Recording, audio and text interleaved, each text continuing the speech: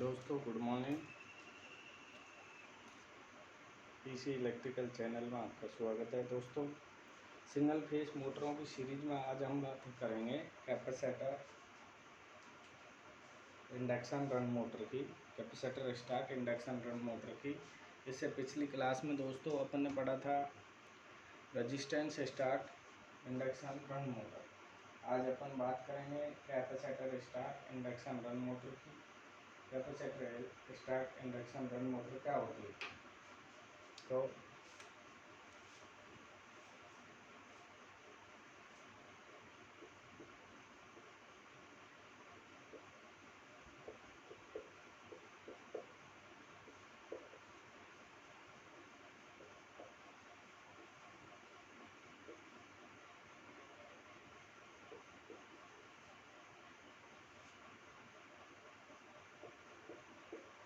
इसे हिंदी में कहते हैं दोस्तों संधारित्र प्रवर्तन प्रेरण चलित मोटर। संधारित्र प्रवर्तन प्रेरण चलित मोटर, जो कि अपन कहते हैं इसे कैपेसिटर स्टार्ट मोटर। क्या कहते हैं? Capacitor start induction run motor या कैपेसिटर स्टार्ट मोटर। तो सिंगल फेस में सेकेंड मोटर है दोस्तों ये। इससे पहले अपन ने पढ़ी थी resistance start split run motor. यह है capacitor start split run motor.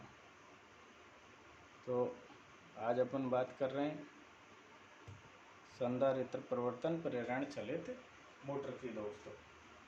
तो इसमें दोस्तों कैपेसिटर केवल स्टार्टिंग वाइंडिंग में लगाया जाता है। अपन कैपेसिटर की बात करें तो ये इसकी रनिंग वाइंडिंग होती है दोस्तों। ये इसकी स्टार्टिंग वाइंडिंग होती है।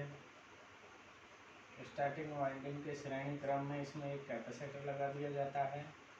ये इसका सेंट्रीफ्यूगल स्विच होता है। इसे सेंट्रीफ्यूगल स्विच कहते हैं दोस्तों।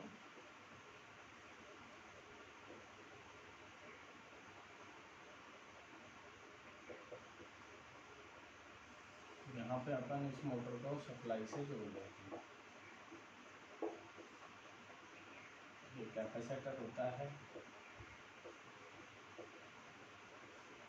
ये स्टार्टिंग वाइंडिंग होती है। इसमें स्टार्टिंग करंट आएगा, इसमें रनिंग करंट आता है, क्योंकि ये रनिंग वाइंडिंग होती है। ये मेन करंट होता है अपना, जो कि सप्लाई से आता है दोस्तों। तो स्टार्टिंग करंट और रनिंग करंट के दोनों के मध्य 90 डिग्री का फेज अंतर होना चाहिए। यही अपनी सिंगल फेज मोटर कहती है दोस्तों। 90 डिग्री फेज डिफरेंस पे ही अपन की सिंगल फेज मोटर स्टार्ट हो गई। तो स्टार्टिंग वाइंडिंग जैसे अपन ने बताया था, अपन चयन कैसे करें? ये स्टार्टिंग है, ये रनिंग है। कैपेसिटर अपन को स्टार्टिंग में लगा होता है कैपेसिटर स्टार्ट मोटर में, और सेंट्रीफ्यूगल स्विच है जो कि अपसारी कुंजी है। इसका कार्य होता है मोटर 75 से 80% जैसे ही स्पीड धारण करेगी, स्पीड पर ये स्टार्टिंग को ओपन कर देती है। ये क्या कर देती है? स्टार्टिंग वाइंडिंग को ओपन कर देगी, स्टार्टिंग को ओपन हटा देगी। तो जो सेंट्रीफ्यूगल स्विच का अर्थ होता है, ये 75 से 80% स्पीड धारण करते ही स्टार्टिंग वाइंडिंग को ओपन कर देगी। स्टार्टिंग ओपन होते ही, स्टार्टिंग वाइंडिंग जब ओपन होगी तो कैपेसिटर व स्टार्टिंग दोनों हट जाते हैं, परिपथ से दोनों हट जाते हैं, और मोटर एक प्रेरण मोटर का व्यवहार करती है। प्रेरण इंडक्शन रन मोटर का व्यवहार करने लग जाती है, क्योंकि केवल रनिंग वाइंडिंग अपनी बचती है दोस्तों। तो अपन अब रोटर की बात करें तो कैपेसिटर स्टार्ट मोटर में जो रोटर होता है, ये रोटर कौन सा होता है? तो रोटर केज टाइप रोटर होता है। रोटर कैसा होता है? इसमें रोटर होता है केज प्रकार का, केज टाइप या केज प्रकार। रोटर केज प्रकार का होता है। तो स्टार्टिंग और रनिंग का कैसे चयन करेंगे, तो मल्टीमीटर की लीड से देखें तो स्टार्टिंग जो वाइंडिंग होती है इसका प्रतिरोध अधिक होता है। स्टार्टिंग का प्रतिरोध क्या होता है, अधिक होता है, और रनिंग का प्रतिरोध क्या होता है, कम होता है। तो जिसका प्रतिरोध अधिक आ गया वो स्टार्टिंग वाइंडिंग होगी। तो प्रतिरोध अधिक कब आता है, जब वाइंडिंग पतले तार और अधिक टर्न की बनाई जाती है दोस्तों। कैसी बनाई जाती है, पतले तार व अधिक टर्न, पतले तार अधिक टर्न की स्टार्टिंग वाइंडिंग बनी रहती है, इसलिए इसका प्रतिरोध अधिक होता है। और ये मोटे तार वो कम टर्न की बनी रहती है, इसलिए इसका प्रतिरोध क्या होता है, कम होता है। तो जैसे ही कैपेसिटर का कार्य क्या है, मोटर को स्टार्टिंग में कैपेसिटर स्टार्ट मोटर को स्टार्ट करना। तो स्टार्टिंग में कैपेसिटर लगा रहता है, इसलिए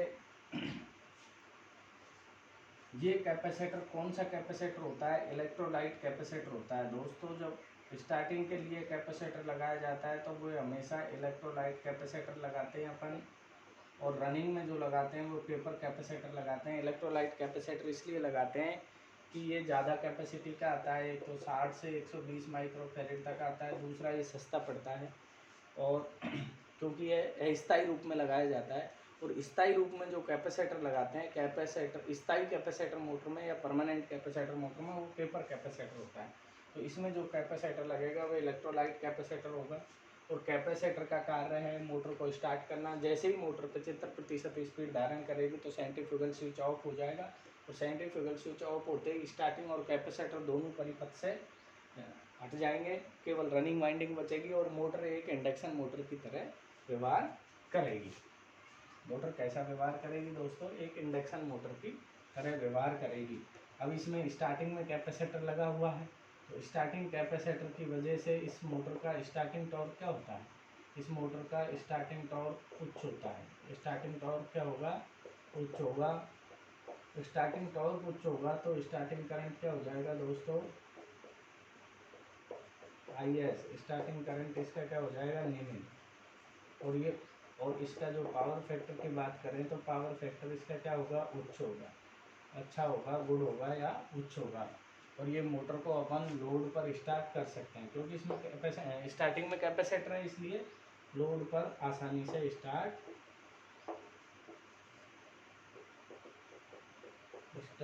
कर सकते हैं। इस मोटर को अपन लोड पर आसानी से स्टार्ट कर सकते हैं।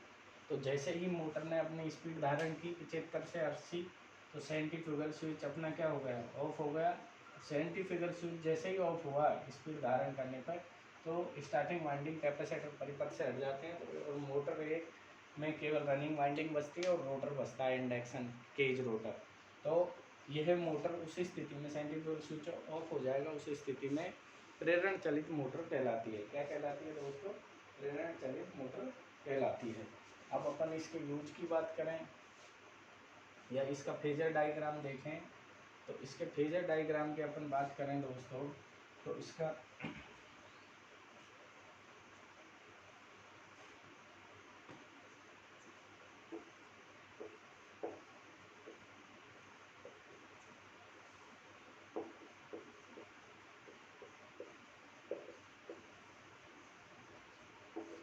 फेजर डायग्राम, इसमें स्टार्टिंग करंट और रनिंग करंट के मध्य 90 डिग्री का कालांतर होना चाहिए। कितना कालांतर होना चाहिए, 90 डिग्री कालांतर होता है। और 90 डिग्री कालांतर होगा तभी अपनी सिंगल फेज मोटर रन करेगी। दूसरा, जब इन दोनों का अपन फीचर बनाएंगे तो इन दोनों के मध्य कितना अंतर होगा, 90 डिग्री कालांतर होगा। मैं ये थोड़ी देर के लिए साफ कर देता हूँ दोस्तों। अब इसके फेजर की अपन बात करें तो ये सप्लाई वोल्टेज है V, और ये अपना स्टार्टिंग करंट है, और ये रनिंग करंट है। इसमें 50 से 60 डिग्री अंतर है, और इसमें 10 से 20 डिग्री अंतर है। तो 50 से 60 और 10 से 20 डिग्री जो अंतर है, 70 से 80 सॉरी 70 से 80, तो 70 और 10 90, और 80 और 20 100। तो इन दोनों में 90 के आसपास फेज अंतर होता है दोस्तों। अब अपन बात करें इन दोनों का जो रिजल्टेंट अपन खींचेंगे, इन दोनों का जो रिजल्टेंट होगा वो अपना मैग्नेटाइजिंग करंट होता है, वो मेन करंट होता है। ये क्या होता है, IM मुख्य धारा होती है। अब अपन यहाँ पे बात करें तो स्टार्टिंग करंट सप्लाई वोल्टेज से 20 डिग्री लैग करती है। कितनी करती है दोस्तों, 10 से 20 डिग्री लैग करती है। और रनिंग करंट 70 से 80 डिग्री लैग करती है। तो स्टार्टिंग करंट की बात करें, स्टार्टिंग करंट 10 से 20 डिग्री लैग करती है सप्लाई वोल्टेज से। इससे सप्लाई वोल्टेज से। और रनिंग करंट की बात करें तो 70 से 80 डिग्री लैग करती है सप्लाई वोल्टेज से। और मुख्य करंट की अपन बात करें, जो मेन करंट है, मेन करंट क्या करेगा, मेन करंट 50 से 60 डिग्री लैग करेगा। क्या करेगा, 50 से 60 degree. IM main current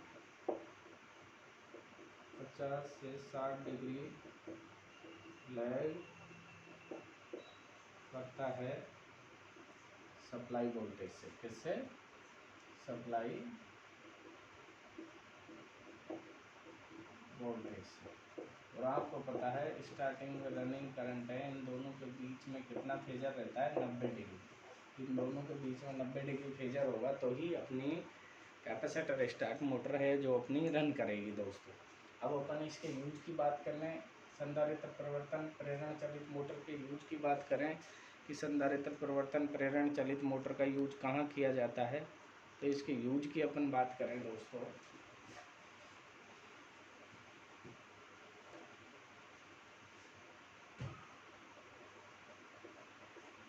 use means उपयोग। तो सबसे पहले पंखों में अपन कैपेसिटर परिवर्तन प्रेरण चलित motor, capacitor start induction motor use ले सकते हैं। शुष्क वॉशिंग मशीन में ले सकते हैं।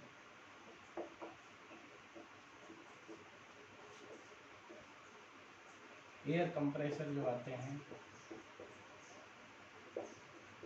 एयर कंप्रेसर में ले सकते हैं। वाटर जो पंप होते हैं अपने, वाटर पंप में भी अपन इसका यूज कर सकते हैं।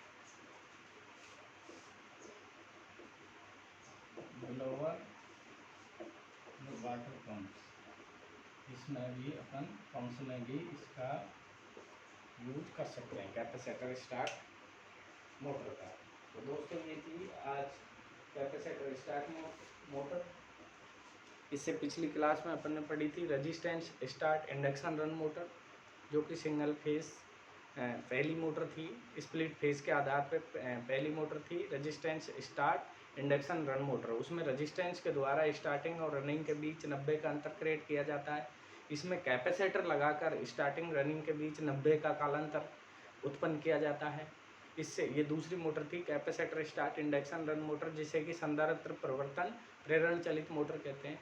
नेक्स्ट क्लास में पढ़ेंगे capacitor start capacitor run motor, संधारित्र परिवर्तन संधारित्र चलित मोटर। तो नेक्स्ट क्लास में पढ़ेंगे। आज अपन ने देखा है केवल capacitor start induction run motor, जिसे कि संधारित्र परिवर्तन प्रेरण चलित मोटर कहते हैं। दोस्तों आशा करता हूँ आप समझ खाया होगा। अगर समझ खाया तो चैनल को लाइक सब्सक्राइब जरूर करें दोस्तों, अपने दोस्तों को शेयर करें। Thank you.